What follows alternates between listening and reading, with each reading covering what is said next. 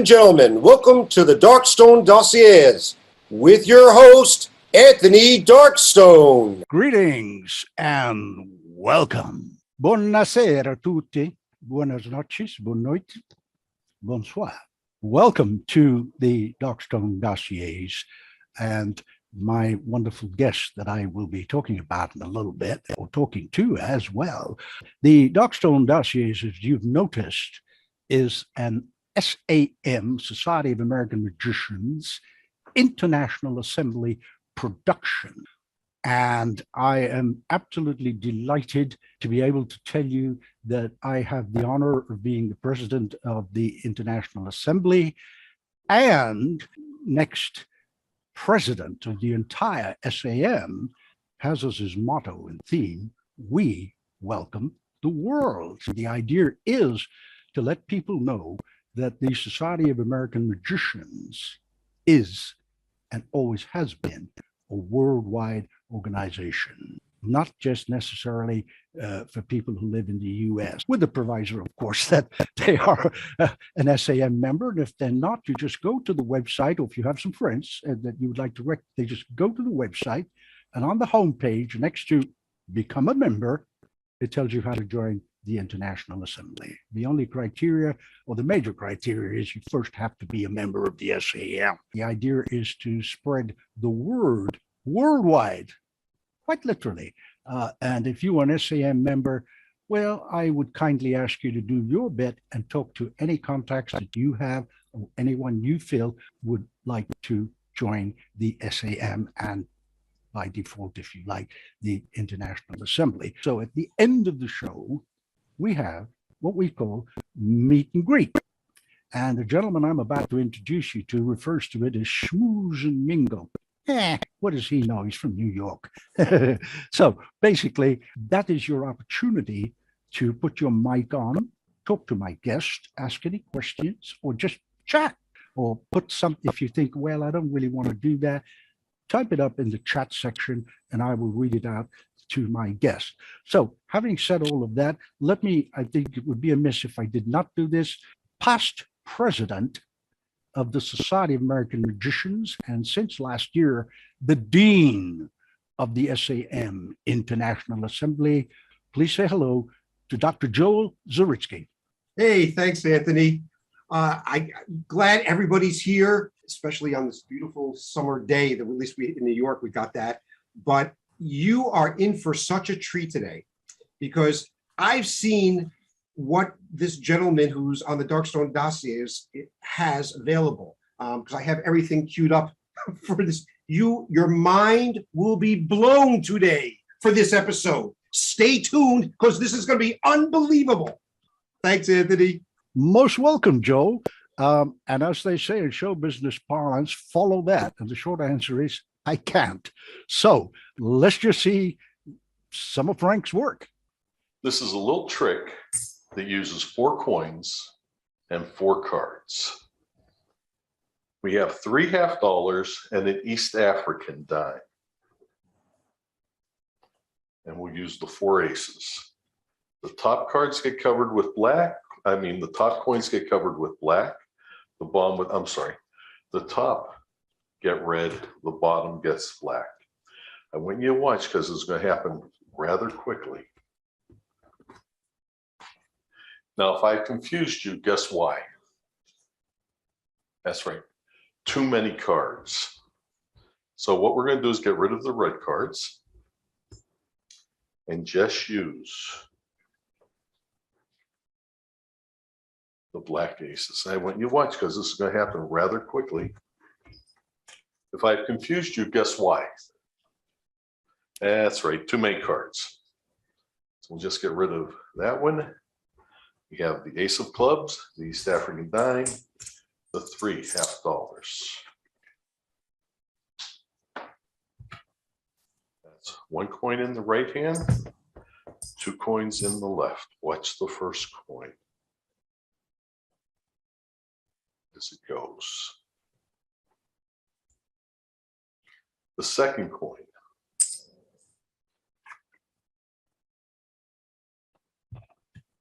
Now, you might have heard the coins clink. That was actually this coin telling this coin goodbye.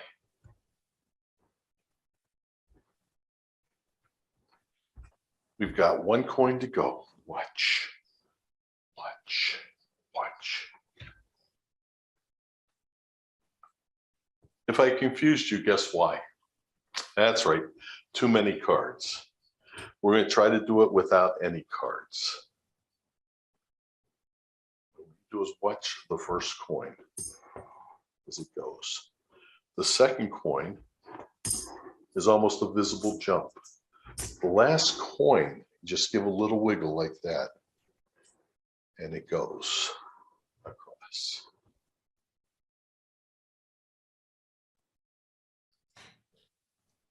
As I spread through the cards, I'd like you to just think stop for me. Right there is where you want to stop. The 9 of spades. That's a pretty good hand or card to stop at. What we're going to do is take that card and place it into the middle of the pack. If we press down on the bottom card, you'll notice that one card penetrates through the deck. That's the 9 of spades. This time we're going to take the 9 of spades and place it into the pack. We cast a little shadow over the cards. You'll notice that one card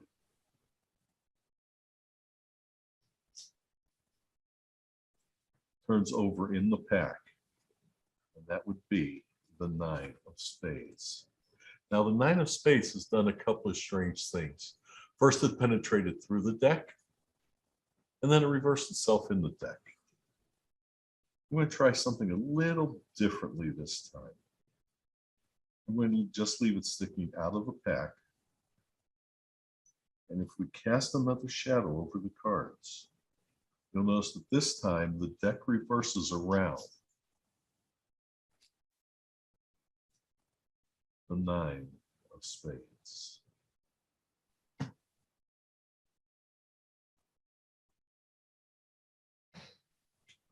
I would like to show you a little something using the deck of cards and one card, the 3 of hearts. I'd like you to watch because I'm going to take that 3 of hearts and place it close to the center of the pack. Oh, I'm sorry, that wasn't close to the center. Let's try that again. We'll take that 3, we'll place it close to the center of the pack. You know, I was off by about 3 cards that time. Let's try it again. We'll take the 3, place it into the pack, give a little snap, and the 3 comes to the top.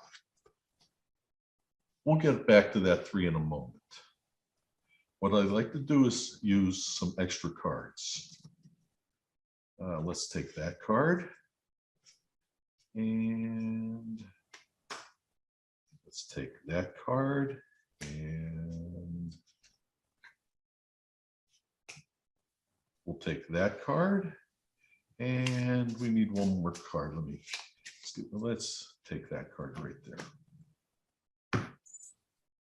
So I've pulled out 4 extra cards. Let's see what we got. We've got the 4 kings. Now, if you remember over here on the right, we've had the 3 of hearts. No, I'm sorry. That was the 4 kings, the 3 of hearts. It's right here. All right, Don. Years ago, artists used to hand paint playing cards. So each card was like a miniature illustration, so to speak. Okay. What I'd like you to do is just take and cut about half the cards down onto the table for me. There you go, and we'll just mark that cut right there. Now, I also used to collect illustrations from the 40s and 50s. Okay. This is Carly. You can, just by looking, you can tell she was used as an illustration for Coca-Cola. Correct. This one's Ginger. Kid's photographer, you can tell by a little toy up there. Surely. Yeah.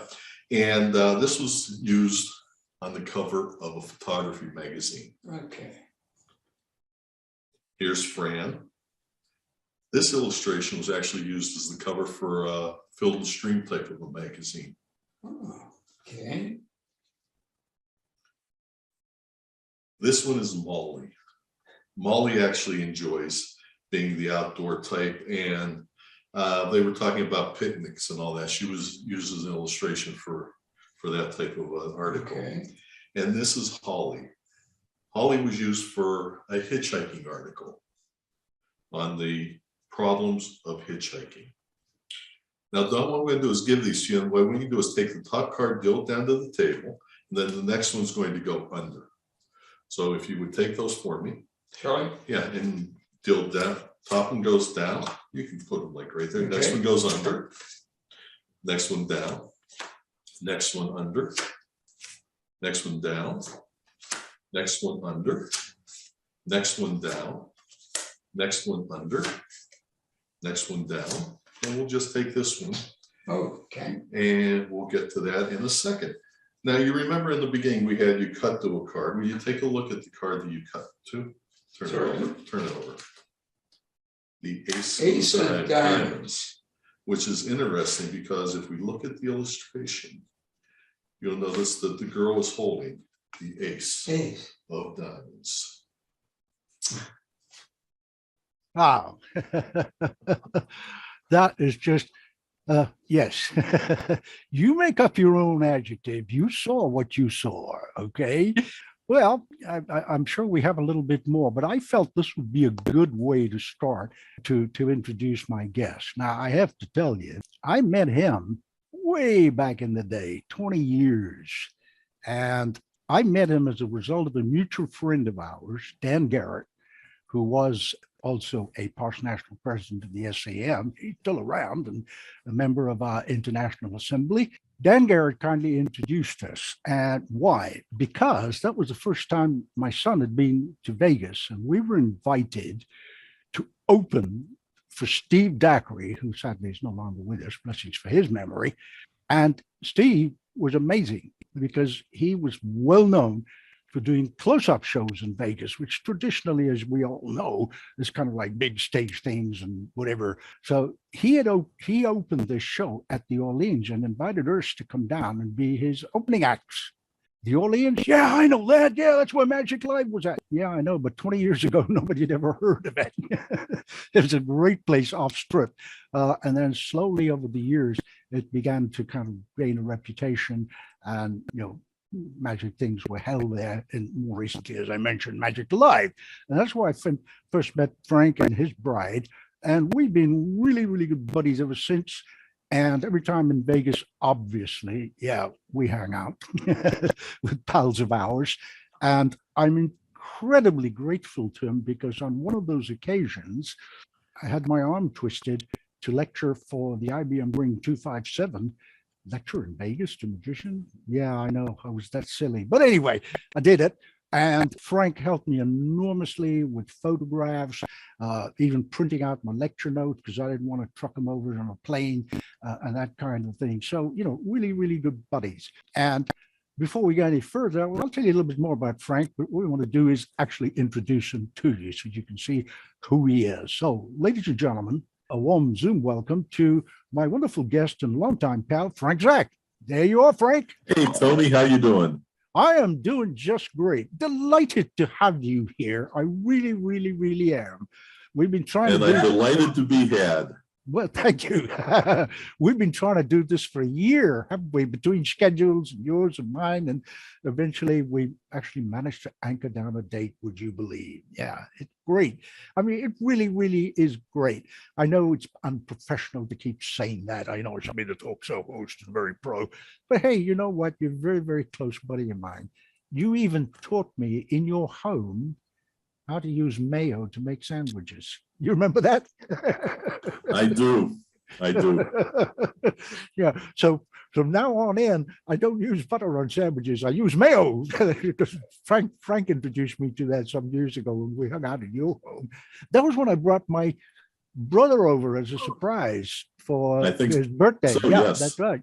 And you drove us up and down the strip and showed him Vegas, and we went and did some wonderful things and met some wonderful people. You really, really are a good pal. Before we jump into magic, which people have kind of seen what you do, you are also a great photographer.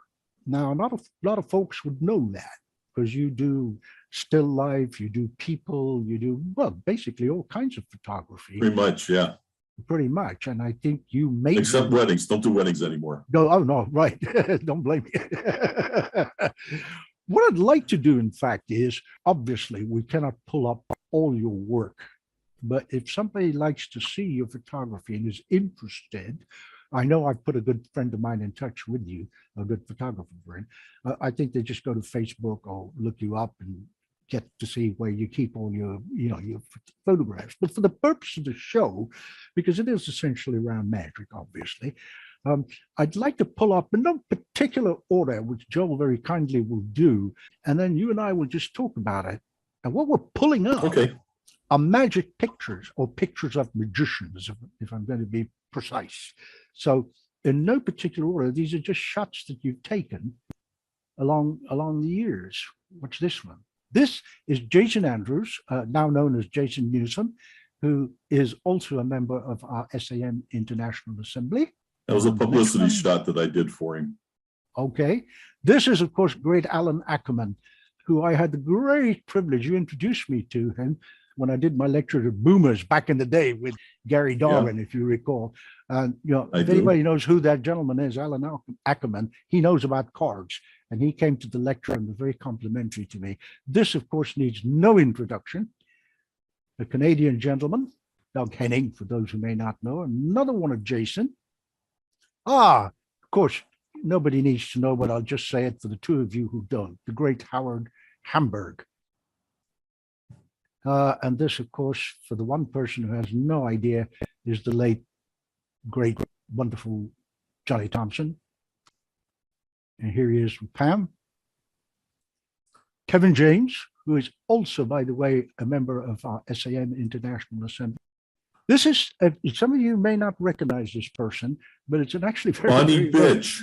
Yeah, Bonnie Bitch. Bonnie Bitch. That's the stage name. Very, very good friend of Frank's and mine, AKA Steve Daly. So here he is, Steve Daly. That's in his Bonnie Bitch character, Frank, as you rightly said.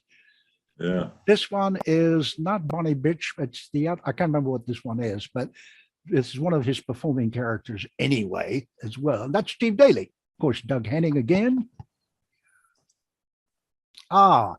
We will come to that in a moment, Frank. Remind me to talk to you about that. That's the Gainsborough You painting. got it. The Blue Boy. With that's very important. I put that there for good reason. What's the next magician we've got? No, I put that in specifically for the Dean of our SAM International Assembly, Joel. Thank you. There's a reason that's here, because that was taken by Frank. Of course, blessings for Norm. Long time ago. Long time ago. Blessings to Norm's memory. There was somewhere in between, I think, after we first met. I think this was a few years later. And Norm and Lupe were so kind, invited me to the home. And my brother was with us because I was just treating, he loves magic. He's not a magician. And Norm and Lupe were so kind and said, come visit the house and we'll show you the museum and everything else. And I said, well, would it be okay if I brought a friend? And he said, yeah, of course. And that friend happened to be Frank, who took some wonderful pictures of Norm and myself. You understand, of course, that was a photograph of me when I was a lot older. And we took that. And if anybody's interested, by the way, it's nothing to do with the show today, but I'll just say it very quickly. I have a DVD, which Frank also helped me make, of the tour of the Poster Museum with my tour guide as Norm himself. I don't post it on Facebook. I don't do anything with it. That is strictly personal for kind of private friends. If you ever want to watch it, I may do a Zoom show and then just to watch it. Trust me, it is amazing. It's a private tour. It's about an hour and something long, wasn't it, Frank? I mean, just blew us away. So, yeah. Yeah, just blew us away. Beautiful museum. Oh, but the house is a museum. Yeah. Let alone the poster museum. And when we talk about posters, we're talking about, 8 by 10 feet posters. They're that big, and just amazing. So what a blessing and privilege it was to be able to do that. And of course, when I've been back in Vegas, I always hung out with Norm before he passed and so on. Anyway, part of Frank's magic, you, what's the phrase? Earned your stripes at a bar. several bars, in fact. Talk to us a little bit about Well- your bartending and bar magic. Well, I cut my teeth. I used to drive up from Pittsburgh to the Forks Hotel up in Buffalo, and I worked up there. And that's working under fire because they had 4 different rooms. And if a magician was working a room, another magician couldn't work it at the same time. So when the magician would go in, everybody that was there surrounded the magician. So you basically were working surrounded with people looking over your shoulder. And that's where you learn misdirection. Because if you don't, they're going to point it out really, really fast. And then I bartended for 20 years. I bartended a little bit back in Pittsburgh and then out here in Vegas for 20 years after dealing and surveillance. And working behind a bar in Vegas, different than a bar anywhere else, mainly because you have the slot machines in the bar.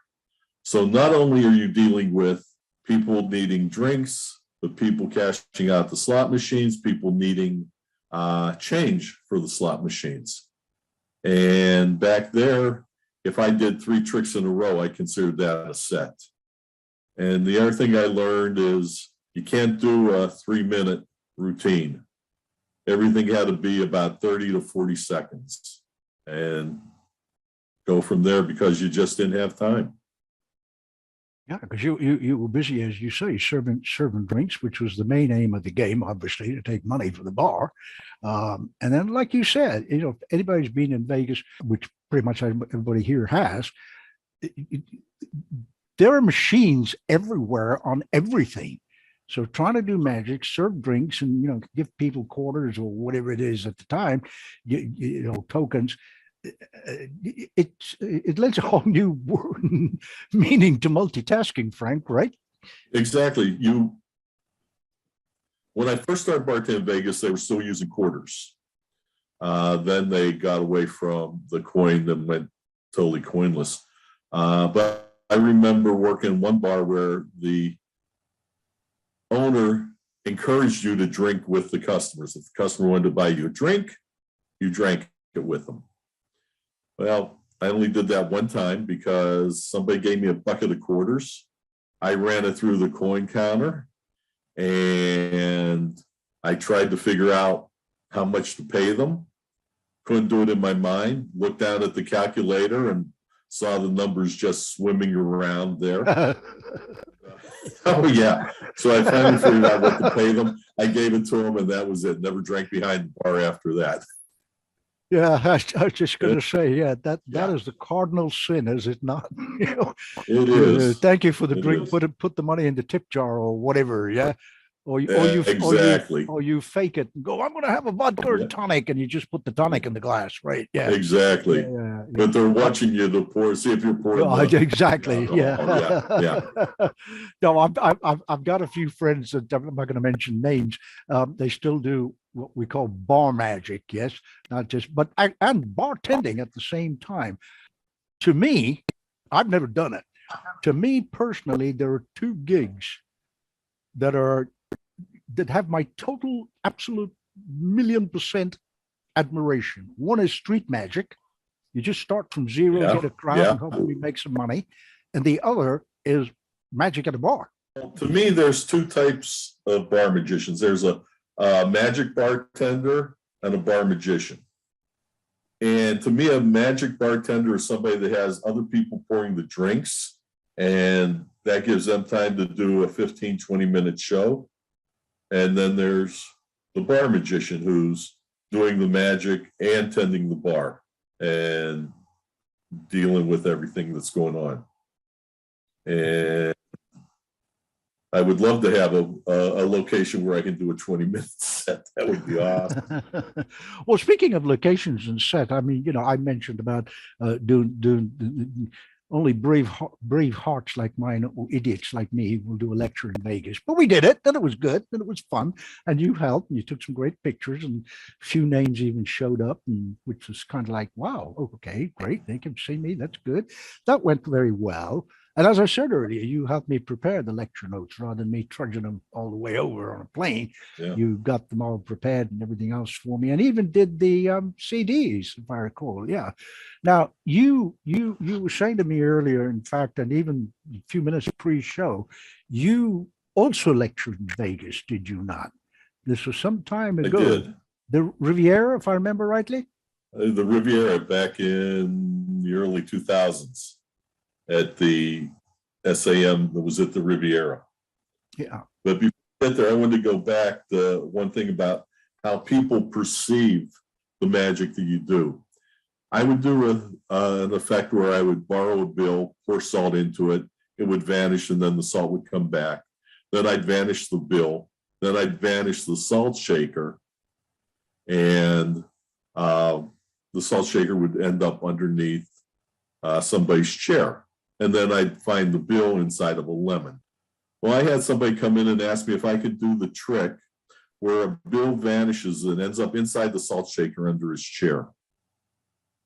And I thought, wow, it would be a really great trick if I could do it. So I told him another buddy of mine that does bar magic asked me if he can do it. So he's doing it. And he's over at this bar. You need to go over and talk with him about it. But yeah, so that's kind of how people perceive how the magic that they see. Right. They combined everything. But back to the SAM in the early 2000s, I performed with Paul Green. He and I both did close up and lectured, and we alternated between opening for each other. And my good friend of mine from Pittsburgh, Russ Smith, is the one who booked me for the convention. And Russ came up to me during the convention. He said, everybody's asking me who Frank Zach is. And I talked to Paul Green. He goes, everybody's coming up and going, who's Frank? Who's Frank? So when I opened my lecture, I said, hi, everybody's asking who Frank Zach is. That's just me. Hi. And then I went into the lecture, which was well received. But I told Paul Green that I was going to get him a t-shirt that said, I opened for Frank Zach on the front, and on the back, it's going to say, Frank who? Paul's a real good friend, so I figure I can get away with Oh, that. absolutely. We're eventually going to see this one way or the other. So, All right. Well, we go back to a time.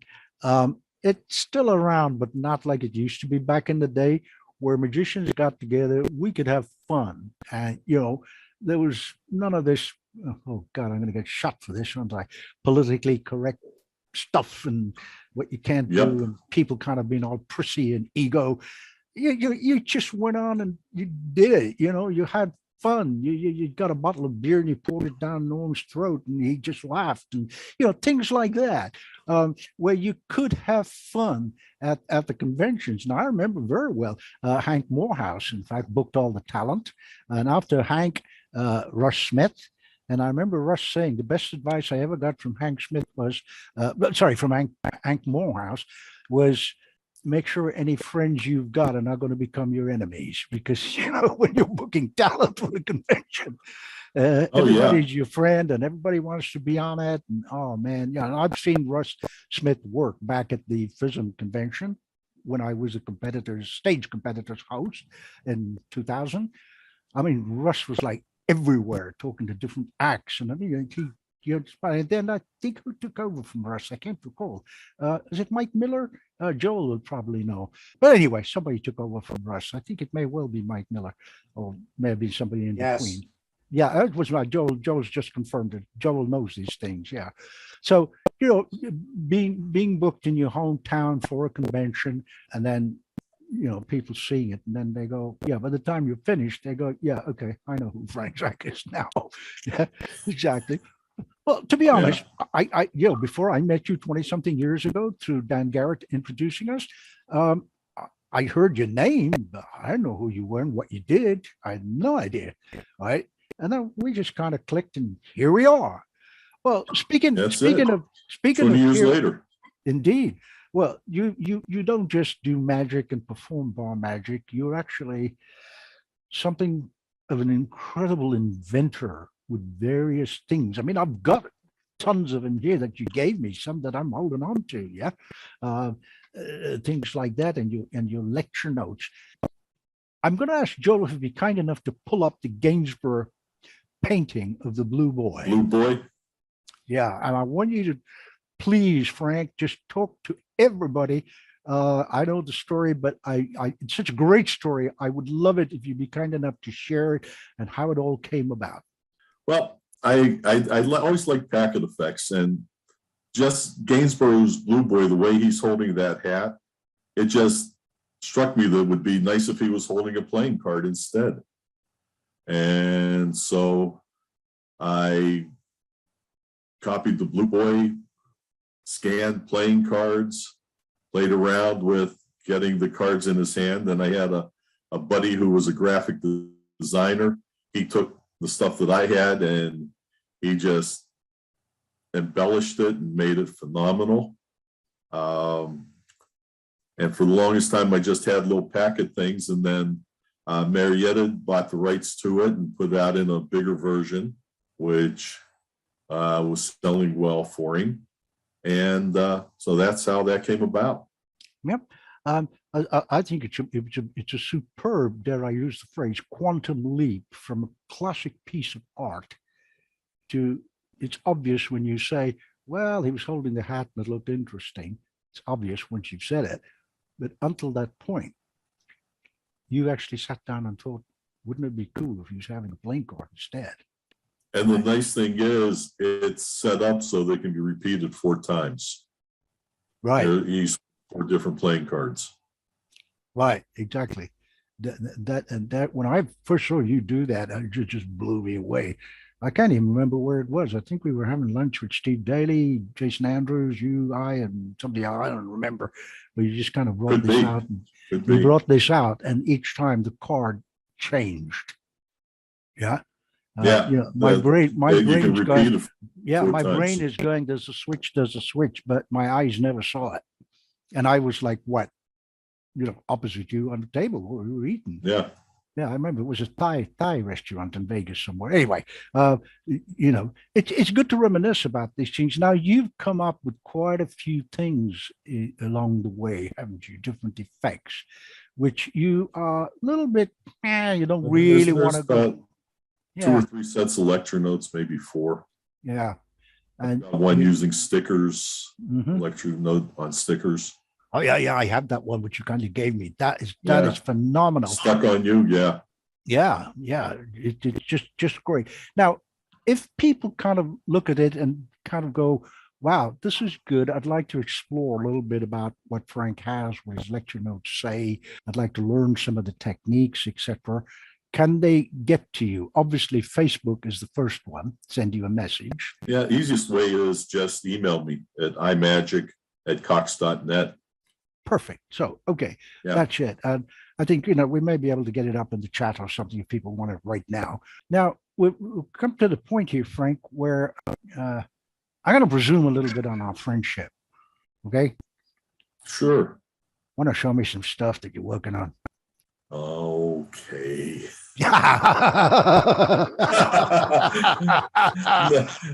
not like we haven't prepared anything or whatever, Tony. But yeah, I think I can show you a couple of little things. Yeah, that'd be cool. Yeah, let me switch my camera over. Tony, what I'm going to do is spread through the cards. I'd like you to just say stop for me, if you would. Stop. Right there. Yes, sir. The card that you stop me at is the 7 of diamonds. I'm going to take that 7 of diamonds. We'll place it underneath the card box. Now we have one more card that we're going to use. In this case, it'll be the 9 of clubs. If I take the 9 of clubs and tap it on top of the card box, we now have the 7 of diamonds. Whoa. If this was the 9 of clubs, that would be a heck of an effect, wouldn't it? Oh, yes, it would. Yeah, the Joker, because Jokers are wild. But Tony, if we rub that Joker over top the card box, you see it'll change to the 9 of clubs. Whoa. Okay. The other thing is just a cute little switch that I use, where you take a card like the 6 of spades and just give it a little rub on the table, and change it to the 4. Oh, wow. And I use that anytime I need to just change some cards out or whatever. Yeah. You're the reason I don't really do card magic or close out or coins or anything. Yeah, I mean, you sit in the front row, you listen to Sinatra sing, and then you go, no, I'm not going to do that. I'll just stick to playing the drums or the bass guitar. Oh, Exactly. really? No, but seriously, you've inspired a ton of, me, mine is sort of more stage and TV and big stuff and more kind of, sorcery. But I love this kind of magic because you're one of the few people in the world, and I dare say many members of our audience will agree with me. I dare say that you actually make me feel like a layperson. And, that is a wonderful, wonderful feeling, not only as a magician, but as a producer. I've done, lots of shows, not just the Zoom Gala ones. And, you're bringing talent together. And it's not always something that you like or enjoy. It's the right talent for that show. Yeah.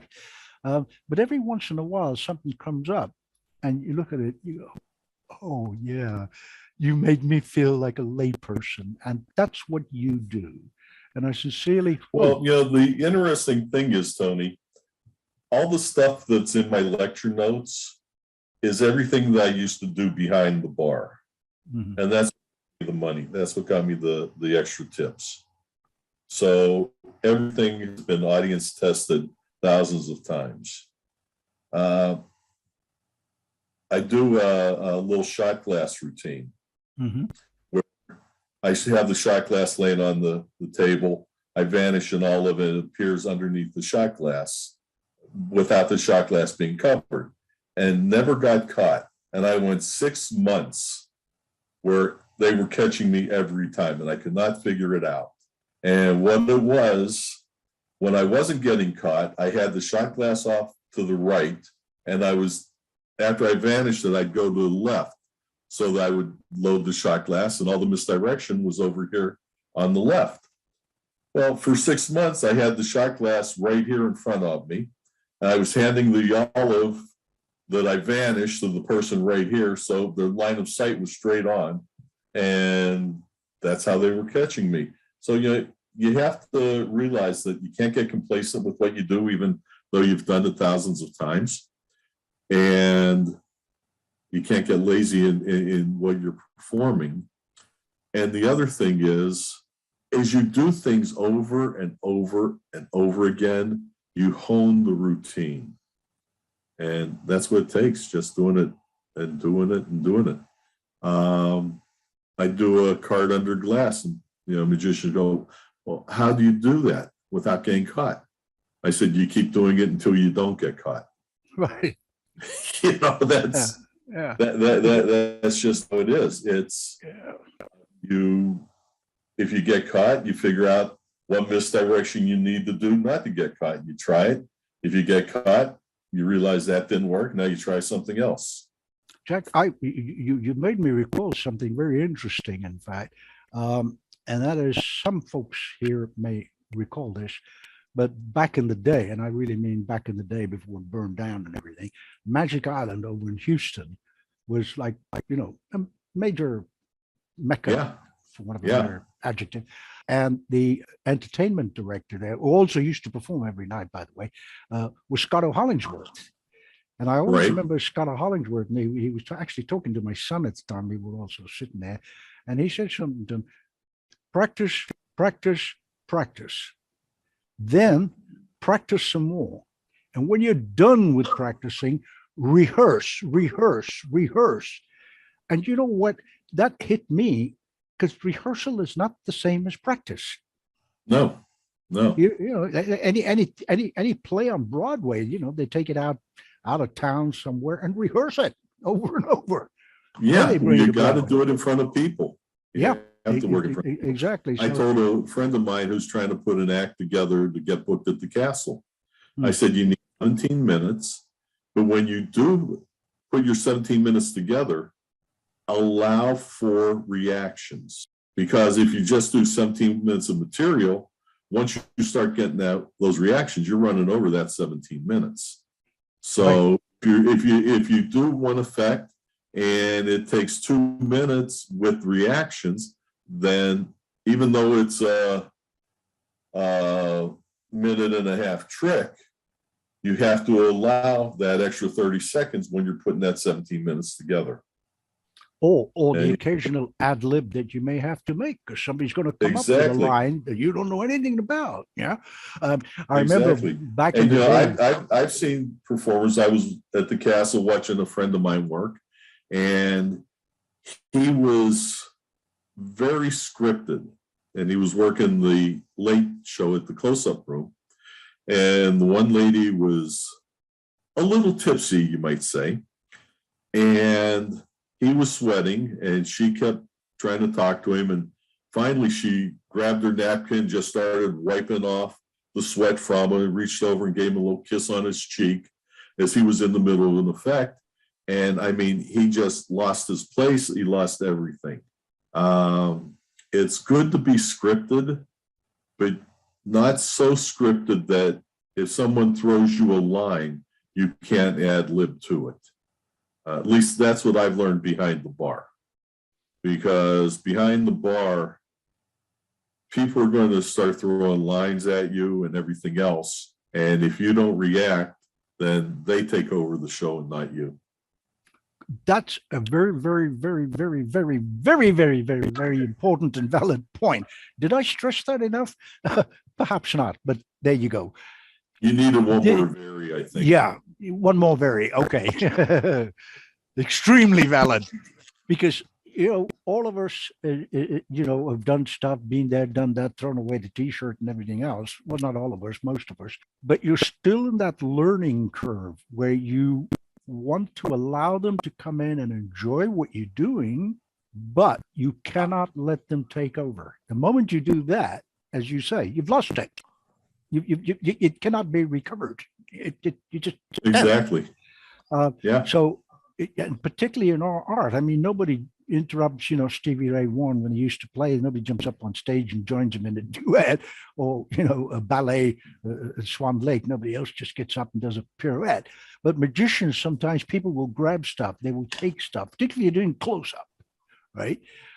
So I think your valid point, I think people need to stop and think about that a little bit. Well, quite a bit, really. There comes a moment where you see, okay, this horse is getting away. You give it its head, but you still hold the reins tight. Because you let go of those reins, you've had it. That horse is going to take off. Years ago, I was working a hospitality suite. And when I do the coin stuff in the hospitality suite, I use 1947 Walking Liberty half dollars. Mm-hmm. And I got the table of people that were probably in their mid to late 60s.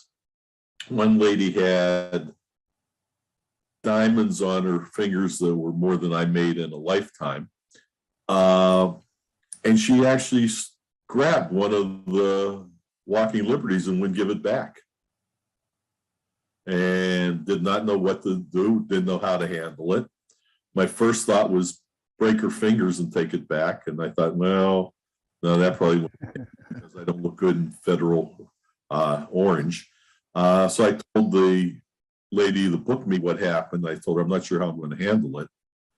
And a few minutes later, the husband brought the coin back to me and apologized profusely. And as they were leaving, the lady looked at me and go, "You're no gentleman." And I just had a laugh because I thought, hey, you're no lady either.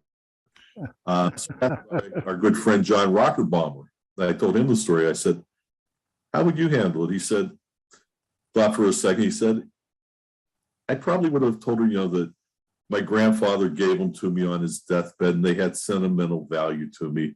Can I give you, say, $10 to get it back?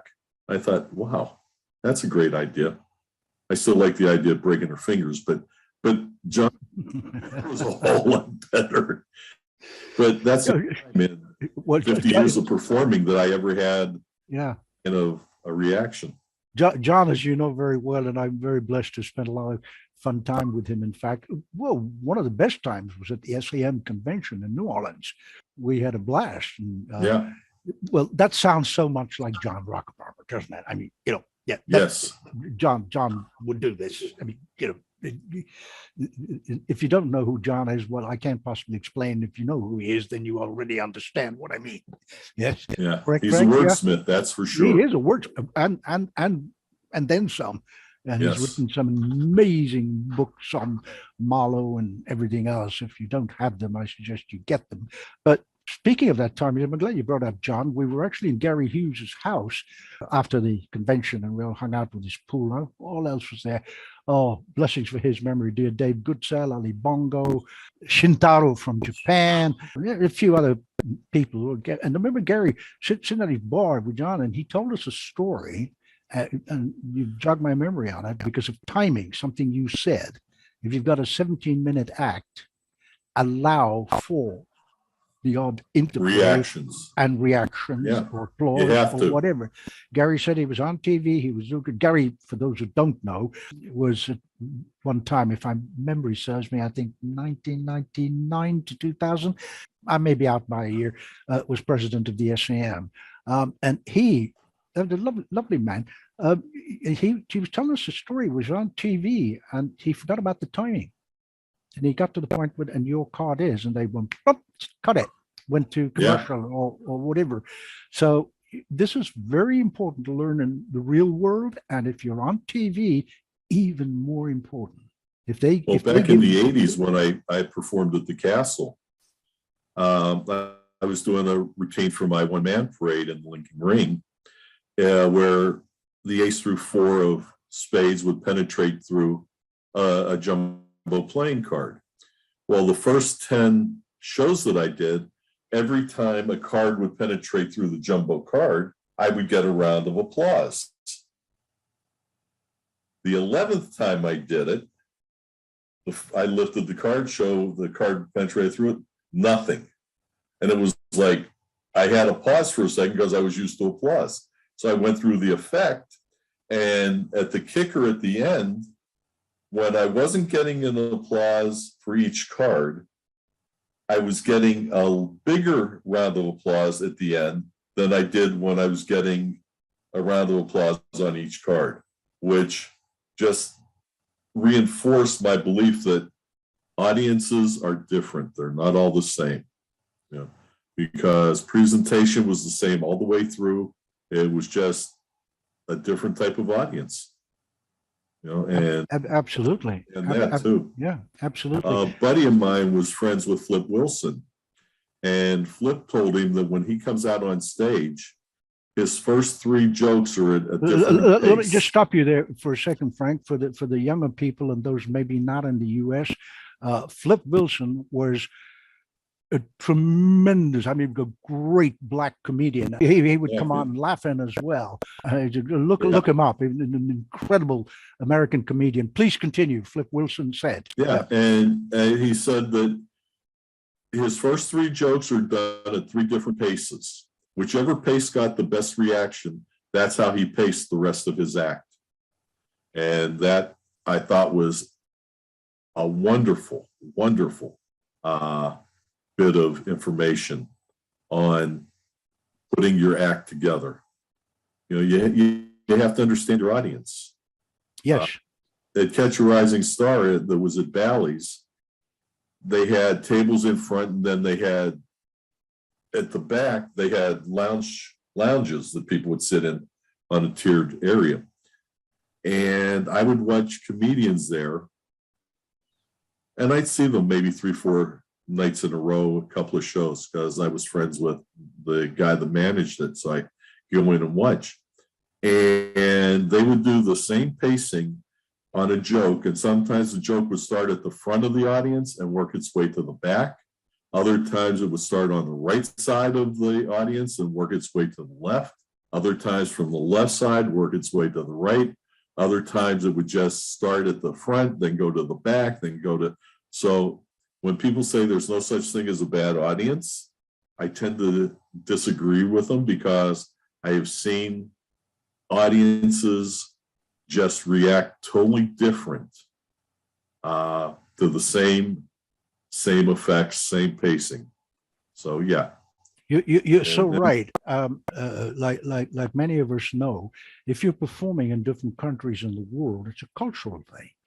That people can speak English and they're pretty good at it, but the culture is different. There are some parts in England I know. In England, would you believe, common language English and all that stuff, they would kind of like, oh, okay, I'm not going to do this. I'm interrupting, depending where you are regionally. I've seen that happen at the Magic Circle. Right? Somebody's doing something and everyone's sitting there watching it, and he's like, "Oh my God, I'm dying here." He's not. It's just that they were so good technically that the magicians in the audience just literally forgot to applaud. Well, when you work for magicians, it's a different mindset. Mike Skinner had an interesting bit of advice for me, because every now and then, someone will ask you to do magic, and either it's a celebrity or a big name magician or whatever, you get a little bit nervous.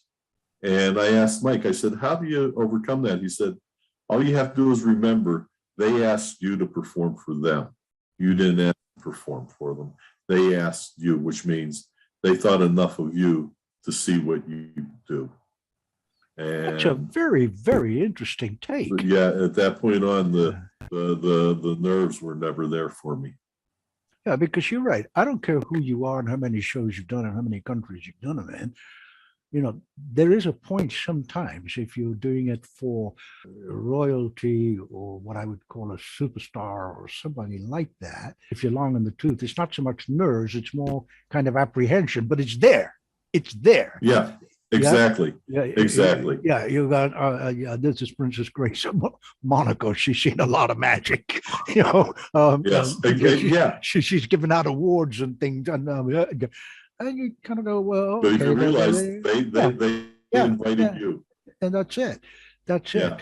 So I think, in some of the things we've got planned for the foreseeable future for the SAM International Assembly is we're going to have kind of like little mini workshops and explore these kind of things, which, very few people talk about in their lectures, or very few books are written on it. I'm not saying there aren't any, but there are, but very few explore that. And this is one of the reasons why, knowing you as well as I do and respecting you and loving you as much as I do, I wanted you on the show, because I knew these things coming from you would carry a lot of validity to the audience of magicians who are listening. Well, I hope so. Yeah, I hope so. I hope so too. Well, Frank, we've come to that wonderful time where we're sort of going to almost wrap it up and go to the meet and greet where people can chat directly to you or put things up in chat. But you know how I said I loved you and respected you, and you taught me how to put mayo on sandwiches, and I love your dog, and I think your bride Deb is wonderful. Can I keep going, Frank, or should I stop? Sure, no, keep going. Yeah, keep going. Yeah, you've got a splendid. You've got a splendid. That better. You've got a splendid beard. I like the color of your shirt. Go and ask me what I want. What do you want, Tony?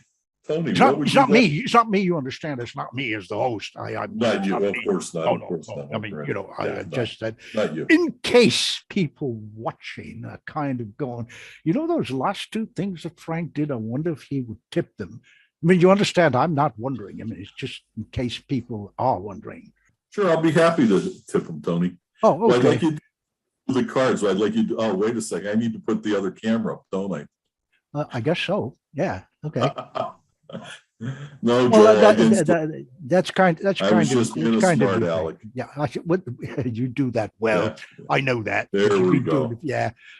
Okay, good buddy. Do it. Okay. Do it. And thank you before you do. Thank you. That's really kind of you to do it. I mean, you're welcome, Tony. For you, almost anything. Oh, bless your heart. What a kind thing to say. I'm not going to wear that chicken outfit again. No. Don't let's go there. No. Just tip the workings. Forget the chicken outfit. Yeah. There you go. Yeah. Some stories are best not told. Yeah. Go ahead. That's right. Yeah. On the first one, what you just need to do is have a joker on top of the deck.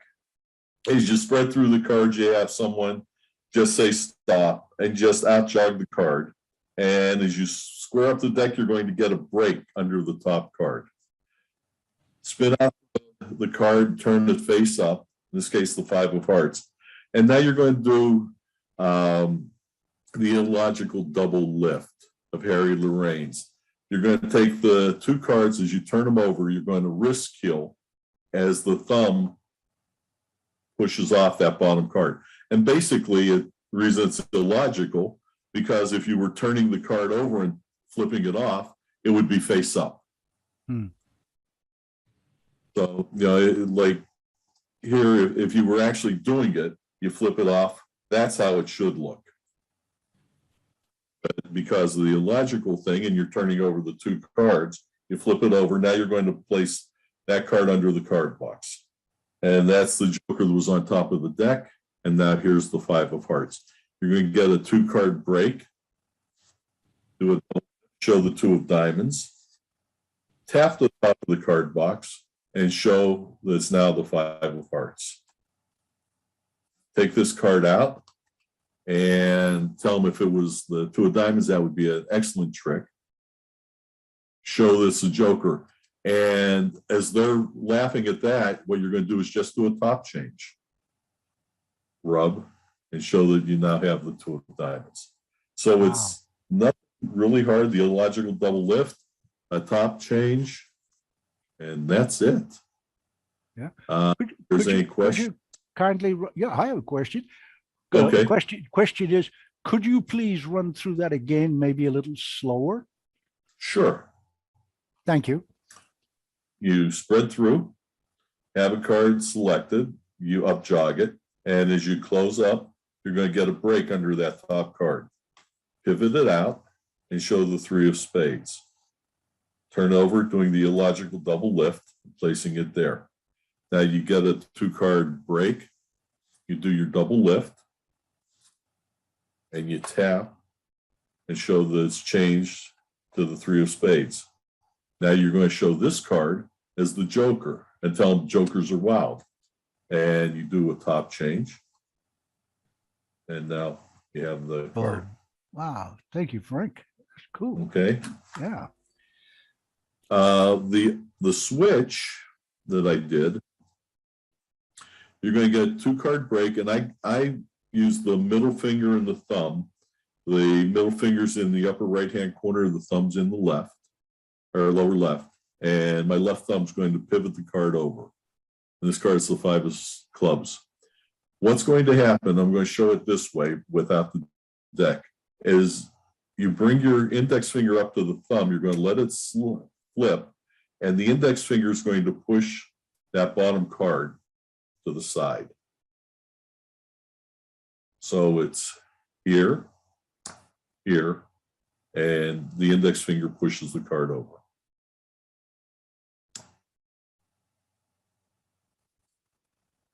With the deck in the hand, as you flip it around and show it, the card's going to go on top of the deck, and the deck's going to wrist kill so that you can show that the card's changed. Oh, wow. Really neat. Yeah. Well, thank you for sharing that, Frank. That's really kind of you. Yeah. Really kind Any of questions on that at all? Well, I think now would be a good time. And if they are, ask them in the meet and greet, and I'll go over it. Yeah. again. Well, we'll now, I think, basically say on this part of the show, a huge thank you to you, Frank, and as people. Oh, you're quite welcome, Tony. Thanks thank for you. having me. No, not at all. It's a pleasure. I'm so glad we managed to juggle everything and finally get it down after a year. So this is good. And I wanted to do a kind of show which was a little bit kind of laid back, and people who usually come to the Darkstone Dossiers have seen each show is different in a way depending on the guest.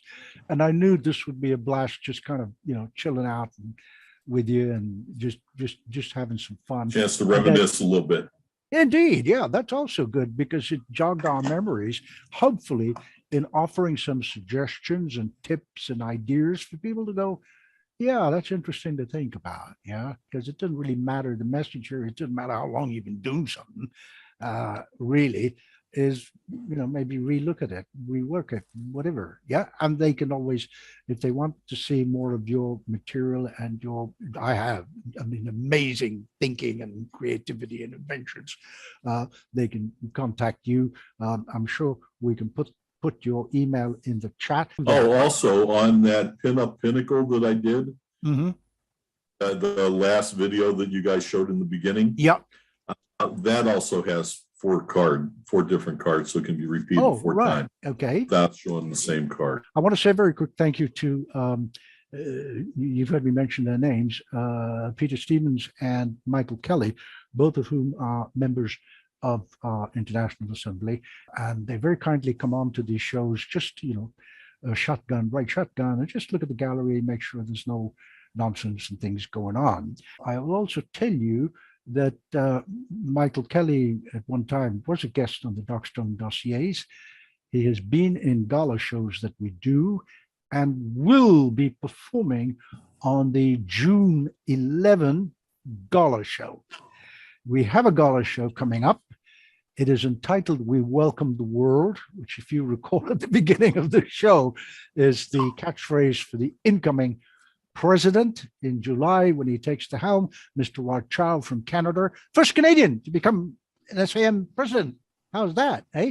So Michael is in that gala show. And also the next Darkstone Dossiers will be on June the 4th. That Darkstone Dossiers will have as its guest a wonderful gentleman. I'm pretty sure most of you know who he is, Rothschild. And he is going to be the next president of the Society of American Magicians. So that's on June 4 and June 11. Oh, I've just seen a message here from our current most illustrious, which is how we address the president of the Society of American Magicians, whoever he or she may be. Tom Gentile, the current president, says, I agree with Anthony. Make me feel like a layman comment. Wow. Great afternoon. Thank you. Well, you're most welcome, Tom. Okay. So now I think time has come, having given my thanks, of course, as always, to our dean and former SAM president, dear Joel, who is, just wonderful and sets up all the Zoom things and makes sure everything runs like it should. So thank you, Joel.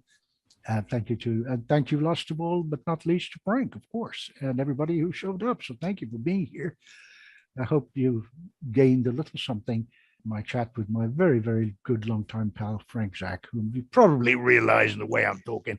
I absolutely adore this man. He also knows my family, so it's great. Anyway, over to you. Joel will now free your mics, or you can do so yourself. If you want to speak, directly to Frank, please, or put something in chat and I will read it out. I have one question though before I do that. Frank, could you Yes, please sir. show your top change again, please? Okay. Let me get back. This is something that Paul Gertner showed me 50 years ago. As you're showing the card here, the left thumb pushes the card off the back. The first finger and thumb come across as the middle finger and index finger still the card back as it does. It's there. Wow. Wonderful. Thank you. One more time, Frank. After 50 years, and I've been playing around trying to do this, and I just can't get the timing right on it because I've done it this way for 50 years. Done at speed. That looks so convincing, doesn't it? Yeah. Wow. And the secret is tilt. You're holding it the mechanics grip and you tilt it towards you while it's happening. Yeah. Okay. Perfect. Wow. Nice. So thanks to Paul for showing me that years and years ago.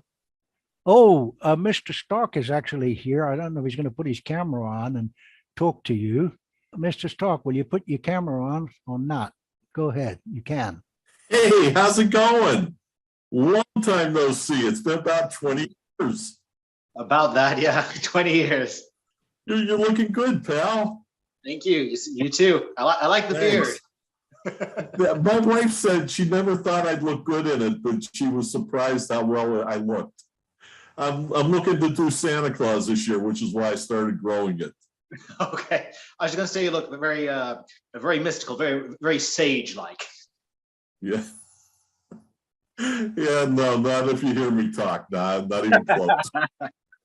I've got a ways to go So still. It's not quite there yet.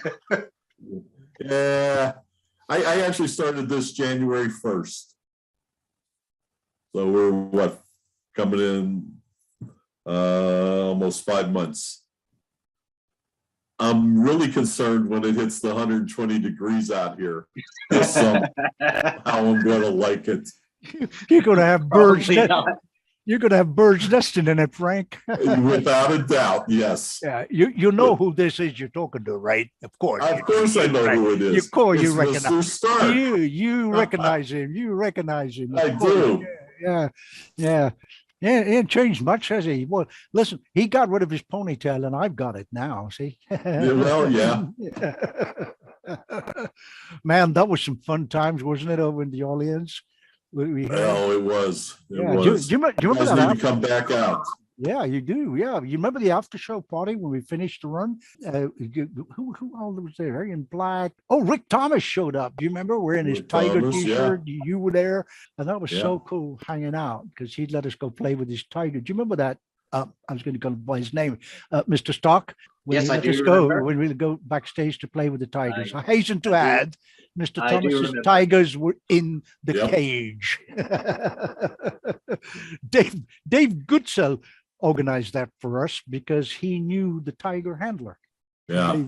I think we should. I we would should love check to out find the- somebody that has them now so I can go photograph them. Yeah, well, nobody's using them. Anybody that anymore. has them out here now. No, but nobody's using them anymore. Yeah, Yeah. There's too much. People only realize the work that goes on behind the stage. Yeah, Getting- exactly. Getting this huge animal out from a refrigerated or truck that's cool at the right temperature into the cage at the right moment. So, it's a little cub and it becomes Oh, a yeah. tiger, and then, and then training it. So like Rick does that, he has the paws on his shoulder. I mean, man, there were great days in Vegas, I mean, they really, yeah, it was good. I'm glad Mr. Stark got to see that because I've often spoken to him about it, and he actually came out there and open for Steve. I mean, you came It to was the great open, seeing them. yeah, the open show. Well, I mentioned you were going to be here, and he said, "Oh yeah, I'm going to try and get there. I'm going to try and get there." Yeah. Okay. Right, Mr. Stark, off you go. We'll get you off because I'm not gonna- there Good may to see you, be. Frank. Take care. Good seeing you too, pal. Get back out to Vegas so we can visit. Sounds like a plan. Take care. Good night, everybody. Bye-bye. Good night. Take care. Yeah. Oh, 4 Aces. I know who that is. That's dear John O'Riordan. Wonderful evening. Thank you, Frank and Anthony. John O'Riordan You're quite welcome. is Thank you for sticking around to the end. a Gold Star MIMC at the Magic Circle, a member of our SAM International Assembly, and how can I best put this? A superb close-up magician, well experienced, superb close-up magician, and a fine Irishman who enjoys Bushmills, and he's even introduced me to some unknown brands of Irish whiskey. So yeah, I'm quite fond of John O'Riordan. He's also going to be in our gala show, by the way, on June the 11th. You're gonna see some stuff. Make a note, guys. Make a note. I'll give you all the links and everything, and the links are always on the SAM official page and Eric DeCamp's SAM Compares page and everywhere else. I mean, Thank you, Anthony. That was very kind of you. No, it's John. There you go. Yeah, Yeah, not at all. You're welcome. I have been trying to change my name up there because it's got my email address, but for some reason I can't change it to help people out there.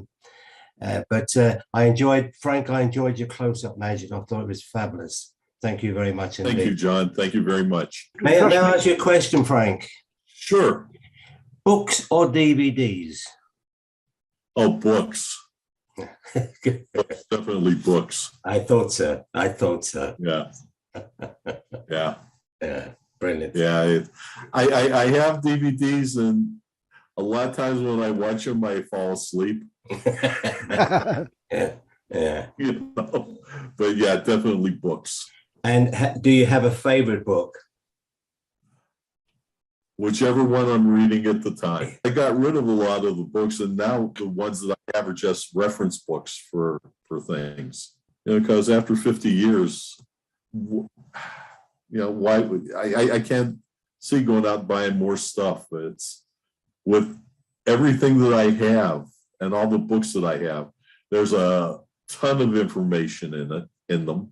And I'll just go back and look at those. Yeah, well, Books or DVDs. yeah, your study of the way you perform, I more or less could answer the question I asked you, that I knew you put your own personality on it. And yeah. And like I said, a lot of that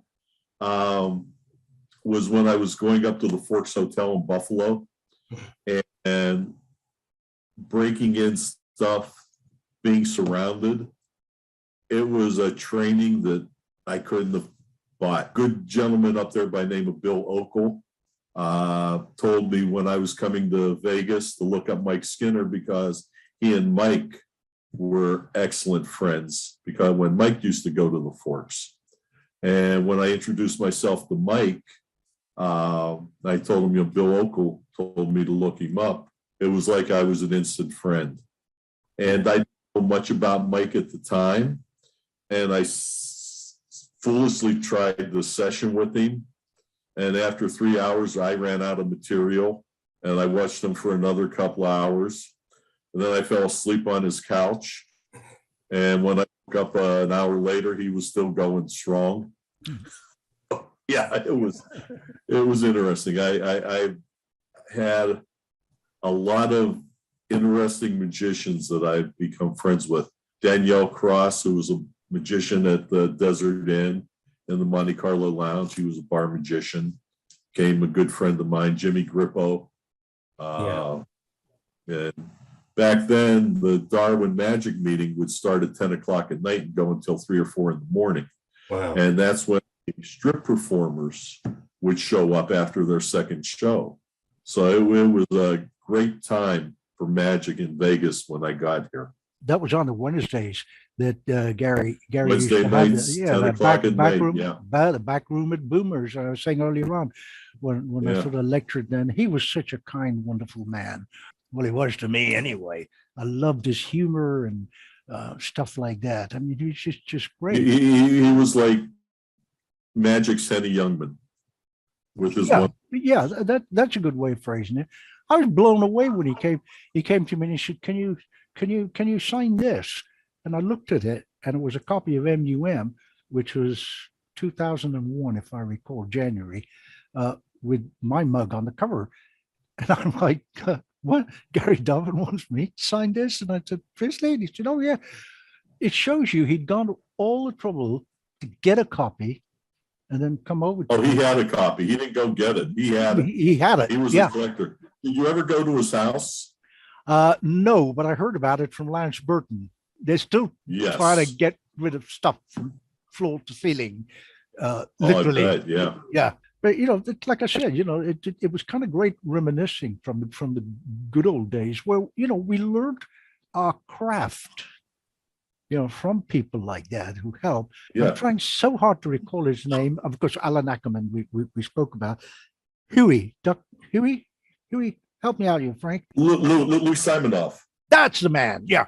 Louis Simonoff. Yes. Yeah, I almost kind of went Smirnoff vodka, but I knew it was close. Yeah. Yeah. Yeah. Great guy. I mean, he was a great guy, wasn't he? Yeah.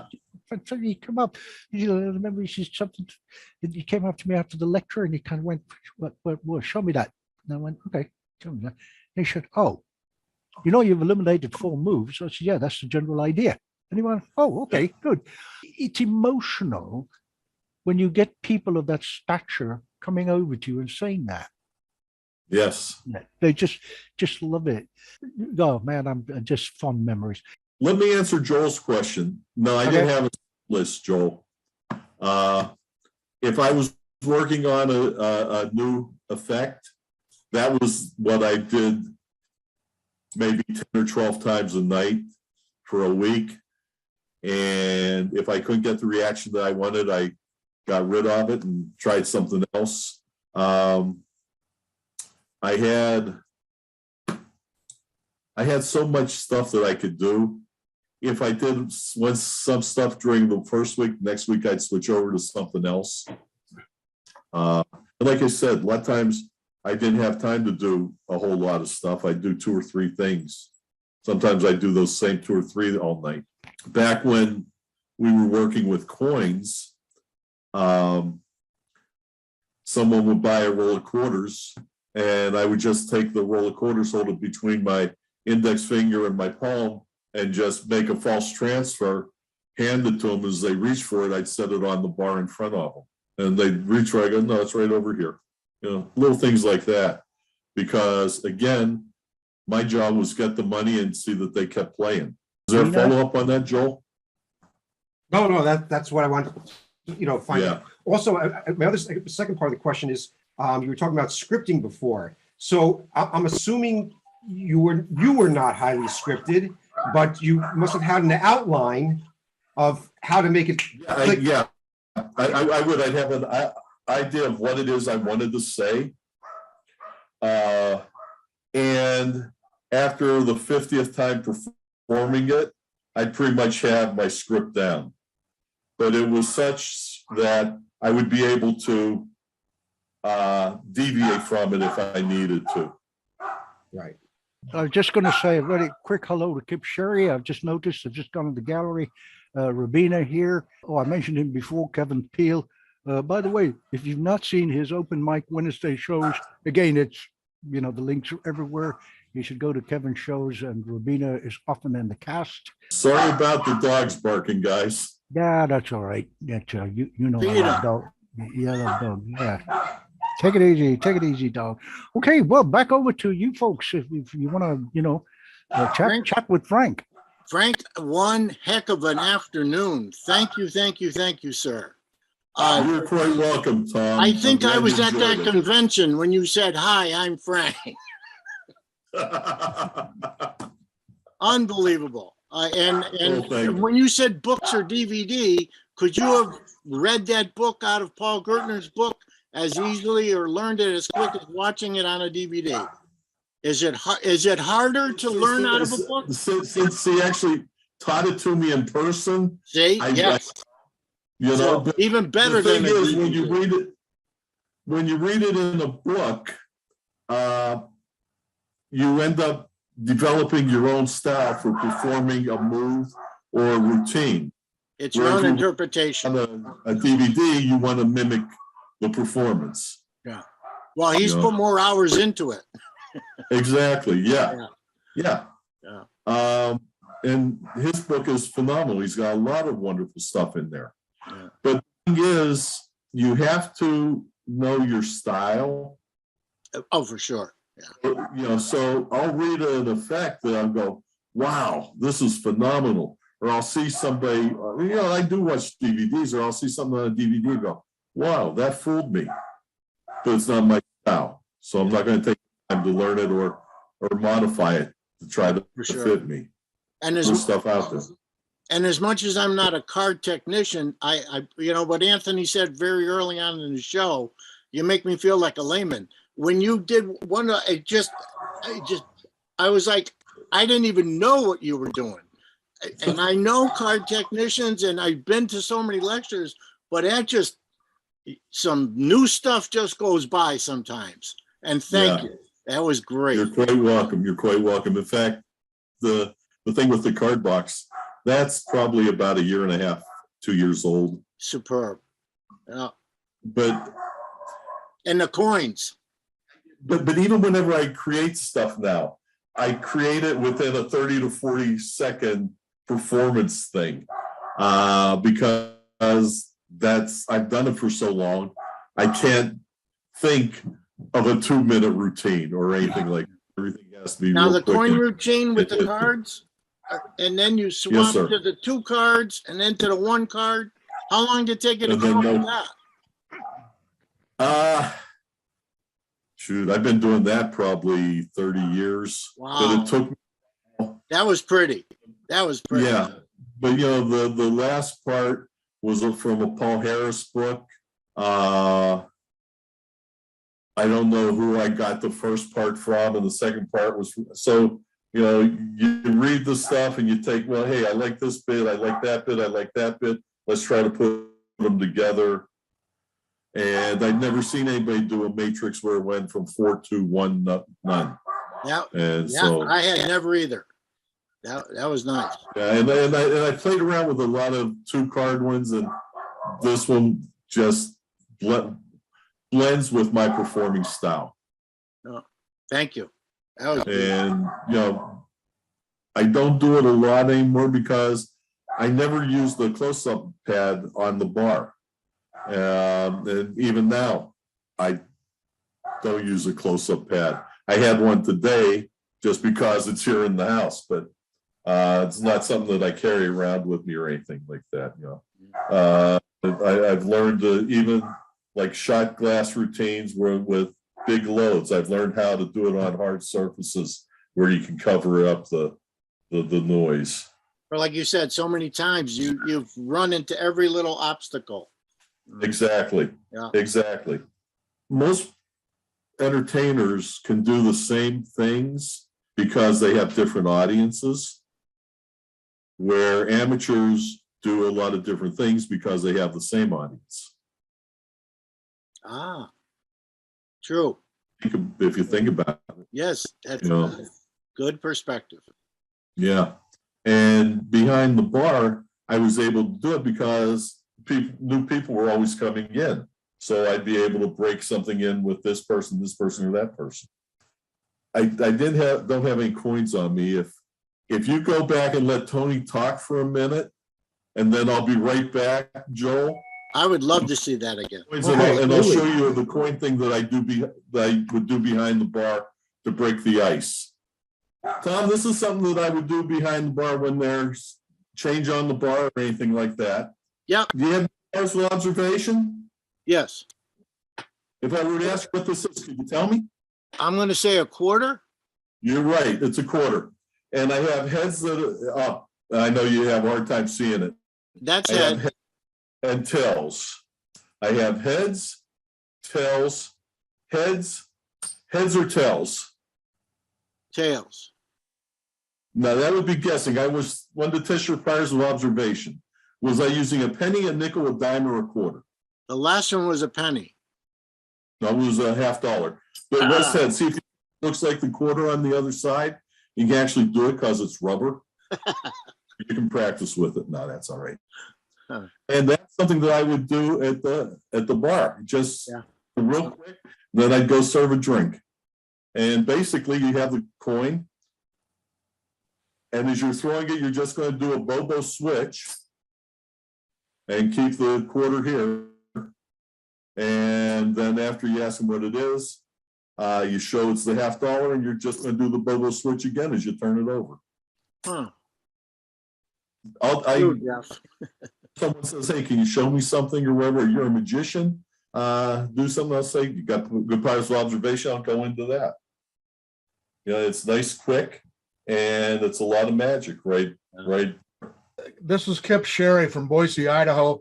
So Hey, you did a lot of bar magic. There's a similar style out there, and I was just wondering if you ever did any busking on the streets. No. Okay. No. Mainly because I can't build the tip. You what? I can't build the tip. I can't build the crowd, which is yeah. Every good street performer that I know has a good script for their stuff. And I was never good at writing the script. I let the script develop as I'm performing. So that's pretty much why I don't do it. Plus, it scares the living daylights out on me to do that. Now, I've done stage, which I don't have a problem with, but trying to build a tip and pass the hat, no. I talked with one good friend of mine, Bill Okel, does beautiful street performing. And I said, aren't you afraid somebody's going to steal your hat? He goes, no. the crowd keeps them in line. Yeah. And I'm going, I don't know. It'd be my luck the one time, yeah. Doug Kahn, he posts a lot of stuff on Facebook. He is a street performer in New Orleans and does beautiful stuff. I just can't see me doing that. It's, yeah. And the reason I ask you is it's kind of like what you say, it's loosely scripted. You kind of know Yeah. where you're going and what you're going to do with it, but you have to be able to play off the audience just like you would be in a bar. Exactly. But now that I'm retired, I'm doing a lot more photography. But hey, if anybody out there wants to book me for lectures, talk to me. I'd love to get back out lecturing. Where do you live? Vegas. But I'm originally from Pittsburgh, so if I come back to the East Coast, I'll let you know. Thank you. Northeast. Awesome. Yeah, my wife wants to go back there, and I'd love to go back just to photograph the fall colors. This time, my wife has us coming into Quebec City, June 4th through the 10th. So if there's any magicians up in Quebec, let me know. Looking for somebody to session with, or if there's any photographers that are magicians out that way, I'd love to go out doing photo walks over there too. And the 3 words that keep them going are "you are right." That exactly. Spoken like a man who knows. Oh, geez. So what kind of stuff do you do, Tom? I'm a Santa Claus. So from Thanksgiving to Christmas, I'm the busy guy. Yeah. But I've done birthday parties. Okay. Been on the show as Santa, as an imaginary character, as a out there for kids, and we do cancer benefits and things like that. We run the Boy Scout camporees. We're trying to get a Boy Scout merit badge, so I try to Awesome. stay busy there. And the Order of the Arrow, we came up with a little red arrow for the Order of the Arrow. I don't know if you're a Boy Scout, but Yeah, organization was 50, 60 years ago. well, there was a thing called Order of the Arrow, and we came up Yeah. with a magic trick for the OA people. So I stay busy there.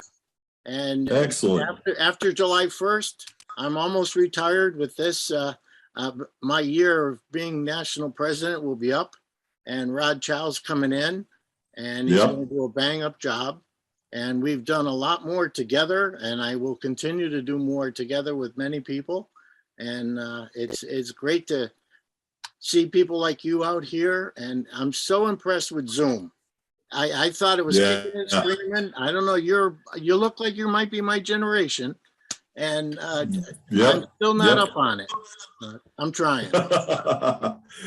Now, Well, Tom, I bet- Frank is only 35. He just never took care of himself. Oh, like That's Jack right. Lennon. That's right. Yeah. I got a question for you. Did somebody make your Santa suit, or did you buy it somewhere? I bought it from the National Santa School out of Albion, New York, and Can you send me the information on that?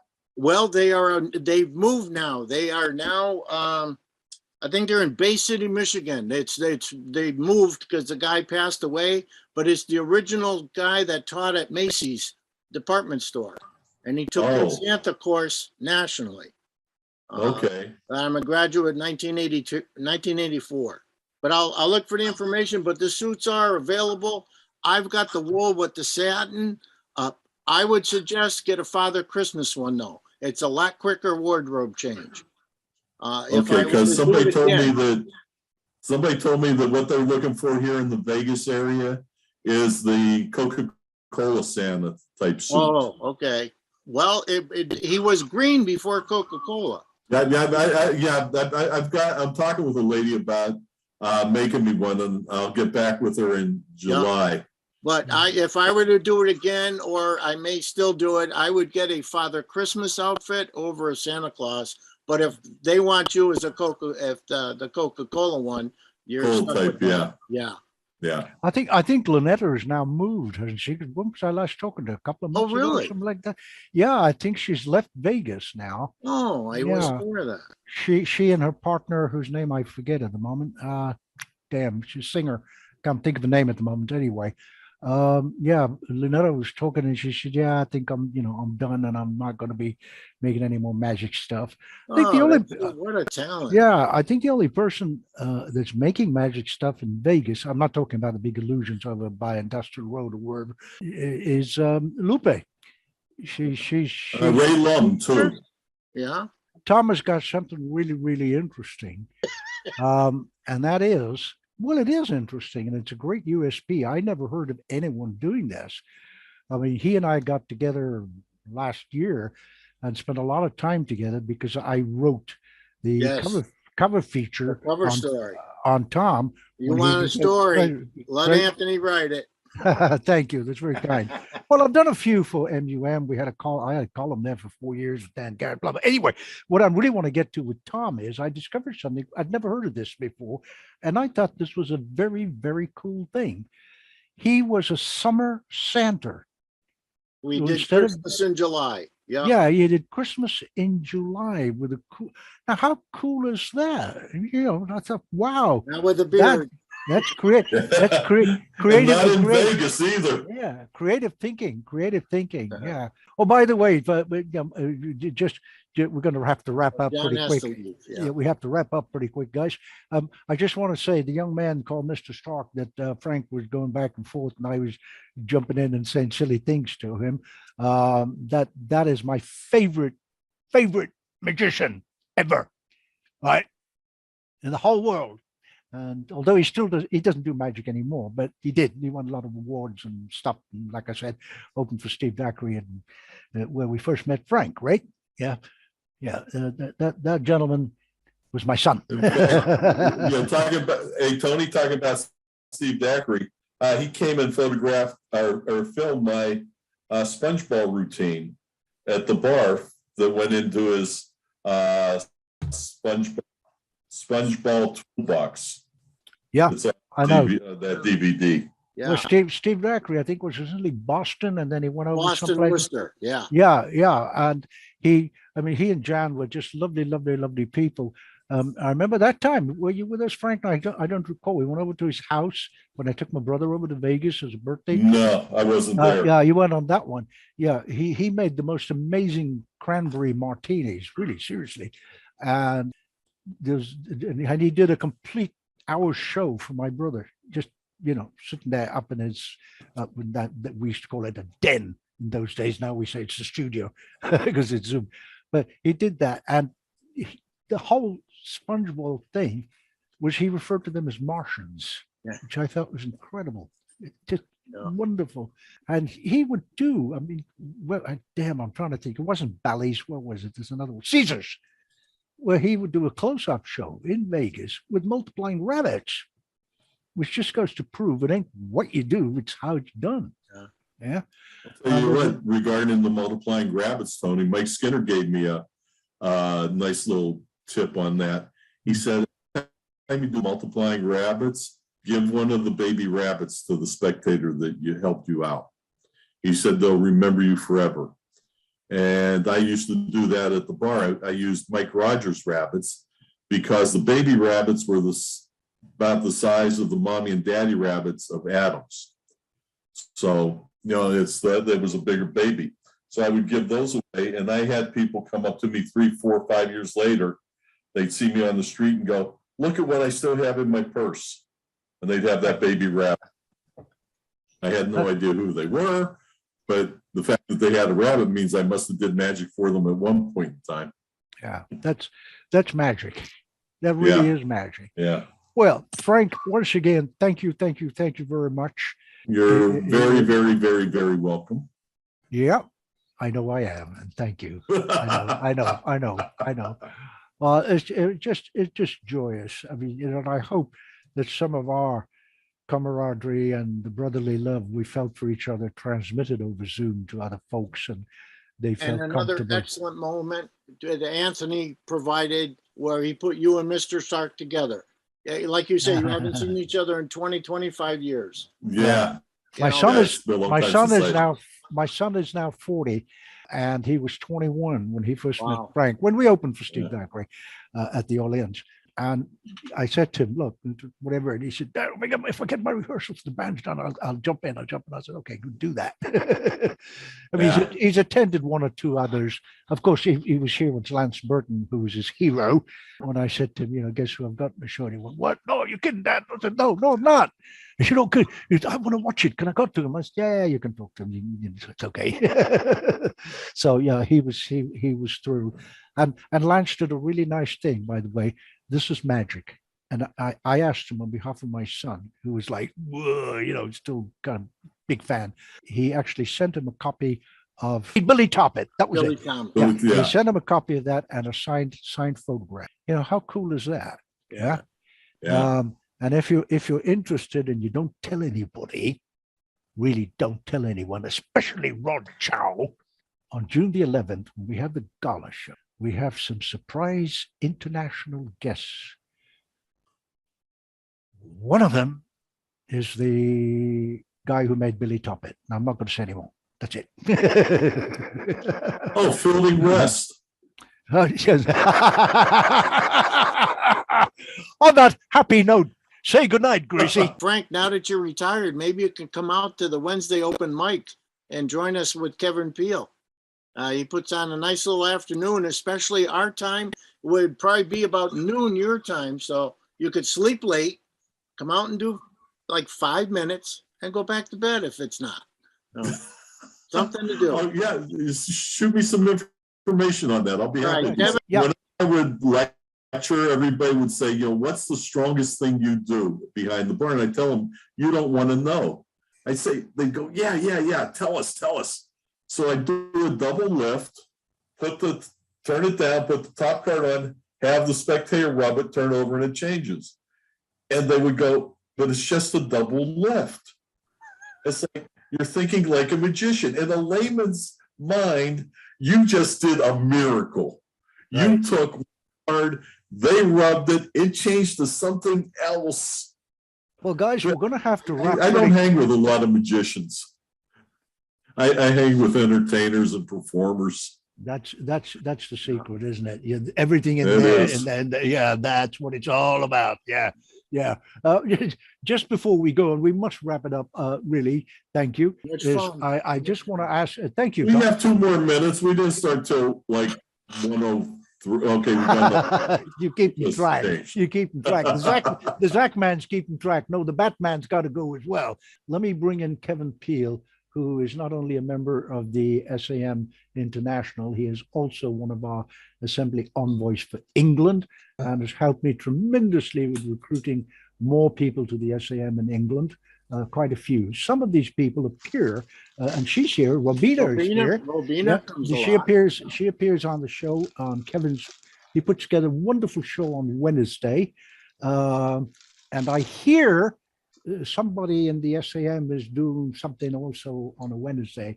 I sincerely hope they change that to another day, because Kevin is now established and we get a lot of people, a lot of interest.